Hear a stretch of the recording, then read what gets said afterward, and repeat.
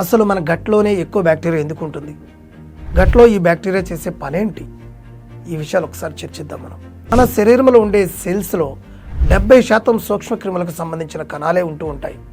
అదేవిధంగా మన శరీరంలో ఉండేటటువంటి జీన్స్లో కూడా 90% ఈ సూక్ష్మజీవులకు సంబంధించినవే ఉంటూ ఉంటాయి.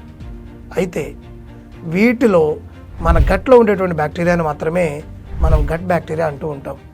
మన శరీరంలో కొన్ని కోట్ల సంఖ్యలో ఉండేటువంటి ఈ సూక్ష్మక్రిములలో ఎక్కువ బ్యాక్టీరియా మన గట్లోనే ఉండే అవకాశం అయితే ఉంటుంది. దానికి ప్రధానంగా 3 కారణాలు కనిపిస్తూ ఉన్నాయి. వాటిలో మొదటిది ఈ బ్యాక్టీరియా ఉండడానికి అనువైనటువంటి ఉష్ణోగ్రత, రెండవది మన గట్లో అనుకూలమైనటువంటి pHని మెయింటైన్ చేస్తూ ఈ బ్యాక్టీరియా డిస్టర్బెన్స్ను కాకుండా చూస్తూ ఉండడం, చివరిగా మన గట్లో ఈ బ్యాక్టీరియా కావాల్సినంత ఆహారం దొరుకుతూ ఉండడం కూడా ఒక ప్రధాన కారణంగా చెప్పుకోవచ్చు. మన గట్లోనే ఎక్కువ శాతం ఈ బ్యాక్టీరియా ఉండడానికి ఈ 3 కారణాలు ప్రధాన కారణాలుగా మనం కనిపిస్తూ ఉన్నాయి. సాధారణంగా మనం తినేటటువంటి ఆహారంలోని ఫైబర్ మన గట్లోని గుడ్ బ్యాక్టీరియాకు మంచి ఆహారంగా ఉపయోగపడుతూ ఉంటుంది. అలాగే మనం తినేటువంటి ఆహారాల్లో ప్రాసెస్ చేసినటువంటి ఫుడ్స్ కానివ్వండి, ఆర్టిఫిషియల్ షుగర్ ఐటమ్స్ కానివ్వండి, మన గట్లో ఉండేటటువంటి బ్యాడ్ బ్యాక్టీరియాకు ఆహారంగా ఉపయోగపడుతూ ఉంటుంది.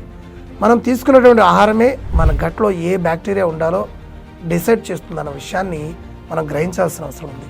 గుడ్ బ్యాక్టీరియాకు ఆహారం అందిస్తే ఏం జరుగుతున్న వివరాల గురించి ఇప్పుడు తెలుసుకుందాం. మనం ఏదైనా ఆహారం తీసుకున్న తర్వాత అది శరీరం లోపలికి వెళ్ళగానే చిన్న చిన్న మాలిక్యూల్స్గా విడిపోతూ ఉంటుంది. ఈ మాలిక్యూల్స్లో అవసరమైన వాటిని మాత్రమే మన ప్రేగులు తీసుకొని డైజెషన్ చేసి వాటిని శరీరంలోని అన్ని అవయవాలకు పంపిస్తూ ఉంటుంది. మన ఆహారంలో ఉండేటువంటి ఫైబర్ మనకు డైజెస్ట్ అయ్యే అవకాశమే లేదు.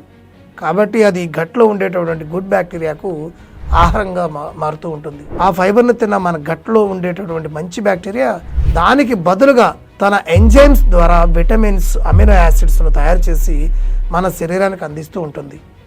ఇలా మన శరీరం తన లోపల ఉండేటువంటి మైక్రోబయోమ్తో ఒక హెల్దీ రిలేషన్షిప్ అయితే మెయింటైన్ చేస్తూ ఉంటుంది. గుడ్ బ్యాక్టీరియాకు ఆహారం అందించినప్పుడు మన శరీరానికి ఏ విధంగా అయితే మేలు జరుగుతుందో బ్యాడ్ బ్యాక్టీరియాకు ఆహారం అందించినప్పుడు కూడా మన శరీరానికి హాని జరిగే అవకాశాలు ఎక్కువగా ఉంటుంది. ఈ విధంగా గట్ బ్యాక్టీరియా మన ఆరోగ్యం విషయంలో చాలా తీవ్రమైన ప్రభావాన్ని చూపిస్తుంటుంది.